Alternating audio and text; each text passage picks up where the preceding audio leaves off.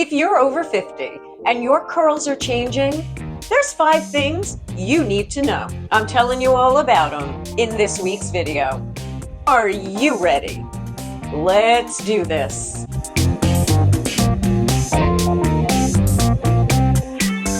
Well, hello, my curlies.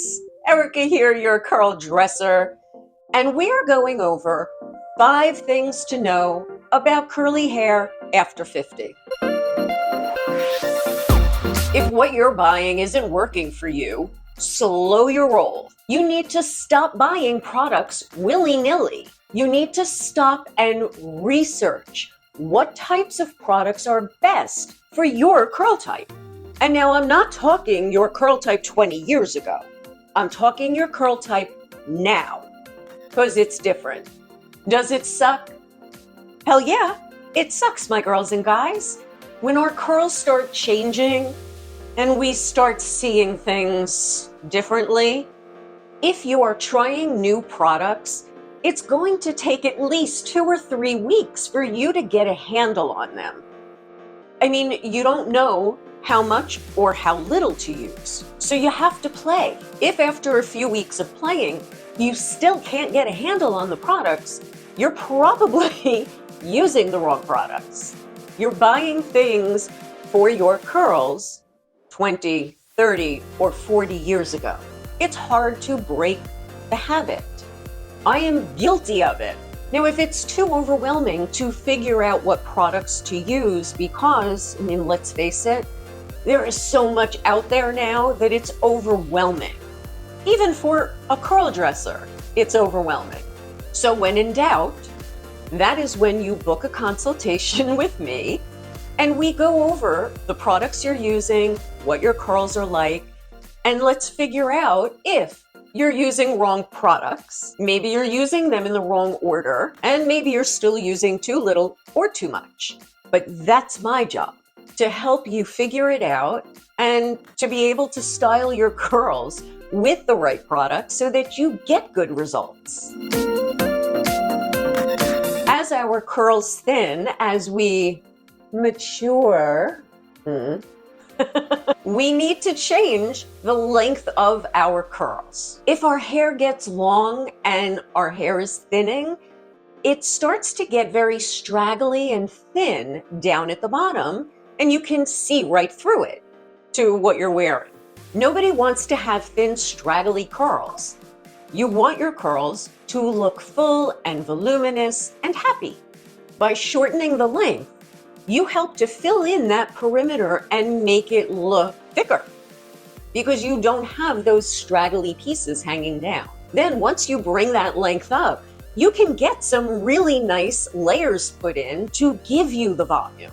If it's all one length, it's just going to hang there. Now, as I mentioned about using different products for what our curls are now, same goes with the amounts of product you're using. I'm guilty of it. I am guilty of it. I use more product than I should for my length and my density now. Old habits die hard. My hair used to be so thick that I would have to section it to apply my product, and that was before we even knew to do that. I mean, I'm trying to do better, but it's a struggle. I mean, let's face it, the struggle is real. I am so, what's the word I'm looking for? It is such a habit now that it's hard to stop using so much product. And come on, let's face it, not only is it annoying, it's sad. It's very sad. Between our thinning curls, the deep wrinkles, the neck waddle, and a falling face, I didn't know that maturing would piss me off this much. Had I known, I never would have let it happen. Now also, as we mature, our skin changes. The coloring starts to change, and we no longer look good with dark hair. It makes us look older. I'm sure you've seen some women with dark brown or black hair, and it makes them look older because it just hangs around their face. This is why women who are older, you see them, they're all blonde. Well, number one, because blonde hair is easier to maintain with gray hair than dark. If our hair is too dark, we look washed out. Ah, yes, the joys of maturing. I'm getting a lot of practice at that one this week. The next thing we have to deal with is the texture changes of our curls. It's because the density is different, the thickness of the hair strands are different. We have gray hair, so it's more wiry. And we also go through those peri and postmenopausal night sweats. Oh, fun! We used to be able to get more days out of our curls before we had to wash them or wet them. Well, we don't get the same amount of days. They get flat when we sleep and we sweat, and then sometimes you can't even wet them enough to get them to rebound. When you had longer hair, you could put it up in a pineapple. Well, now that our hair is short, we really can't do that.